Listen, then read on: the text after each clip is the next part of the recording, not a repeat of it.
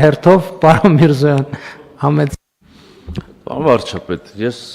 ուզում եմ ասել, որ ինքս շատ մեծ կարևորություն եմ հաղորդում եւ ռազմավարությանը եւ իհարկե ավելի շատ այն ճանապարհային քարտեզին, որով մենք պետքա իրականացնենք այս ռազմավարությունը եւ հիմա ասեմ ինչու։ Ես կարծում եմ, որ վաղուց ժամանակն է, որ մենք պետքա շատ բարձրաձայն խոստովանենք, որ Հայաստանի Հանրապետությունում կա խտրականություն կանանց նկատմամբ եւ ավելին ասեմ, շատ ավելի վատ Հայաստանի Հանրապետությունում կա բռնություն կանանց նկատմամբ եւ կա ընտանեկան բռնություն։ Սովորաբար ընդունված ասել, որ դա կա մարզերում, բայց ես ստորագրում եմ ձեր բառերի տակ, դա կա Երևանում եւ այս այն դեպքերից է, որ մենք էլի ենք առնչվել այս ոլորտին, մեր հասարակությունում կան այդպիսի թեմաներ, որոնց շուրջ սեղանների շուրջ ընդունված է ճոռոն բառեր ասել եւ կենացներ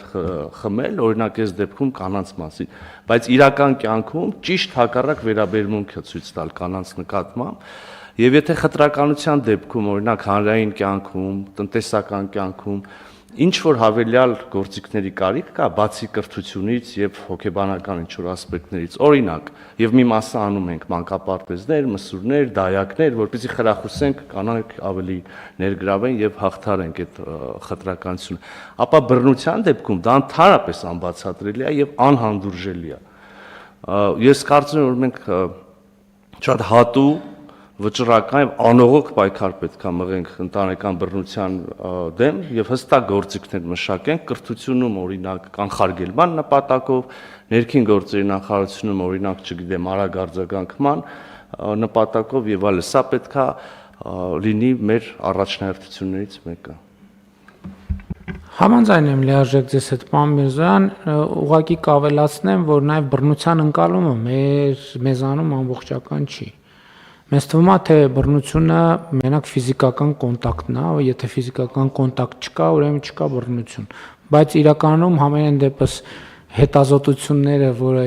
ես կարդալու առիթ ունեցել եմ, ասում են, որ բռնությունը մենակ ֆիզիկական կոնտակտը չի, կամ ֆիզիկական կոնտակտի բացակայությունը, ֆիզիկական ներազդեցության բացակայություն դեռևս չի նշանակում բռնության բացակայություն եւ բռնության ձևեր կան, որոնք չի նշանակում, որ ինչ-որ մեկին խփում է։ Եվ եթե այս տեսակետից նայենք տրամաբանությունը, ընդհանրապես կարող ենք արձանագրել, որ բռնության միջավայր կա մեծ հաշվով, խտրականությունը ինչ է, այդտեղ իհարկե տերմինաբանության խնդիր կա, ես այդ ուզում ասեի, պետք է հասկանալ խտրականություն ասելով ինչ նկատի ունենք, բայց այդ բանավեճը, բայց այո, այն որ կա բռնություն եւ բռնության միջավայր, դա ակնհայտ է, ընդհանուր առմամբ մեր երկրում կա բռնության միջավայր, որովհետեւ խոսքային վերբալ բռնությունն էլ է բռնություն, իսկ երբ որ տեսնենք այս առումով գնահատենք իրադրությունը, շատ բան կլինի, շատ ավելի տխուր պատկեր կստանանք եւ բայց ես վերադառնալով հարցի մյուս հատվածին, երբ որ խոսում էի, որ տղաների կրթության նկատմամբ տղաների վերաբերմունքի ձևավորման մասին, արդյոք մենք պետքա նաեւ ես օրինակ այդ բանը ինձ զարմացրել է միշտ, ես տենց էլ չեմ կարողանում հասկանամ, դա որտեղից է ծագում եւ ինչից է գալիս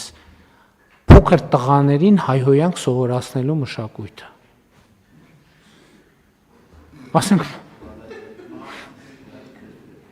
որ մեկ էլ տանը հյուրեր են հավաքում, ասենք բանը, միջոցը ոնց որ մարդիկ նորմալ նստած շփում են, մեկի արի, ասա դե բանին ինչ ես ասե, տատիկին ինչ ես ասե։ Ժողովուրդ կներեք, սա չգիտեմ նույնիսկ ինչ ասեմ, էլի, ասենք սա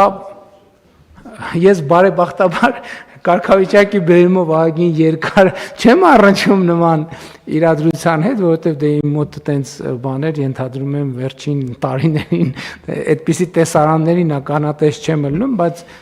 եթե ինձ ասեք, որ հիմա էլ չկա տենց բան, ես կերջանկանան, բայց ես ենթադրում եմ, որ դա ընդհանրապես նրանից է, որ ընդունված չի վարչապետի մոտ տես տեսարանները ի ցույց դնել։ Չնայած եթե ընդունված չի, ուրեմն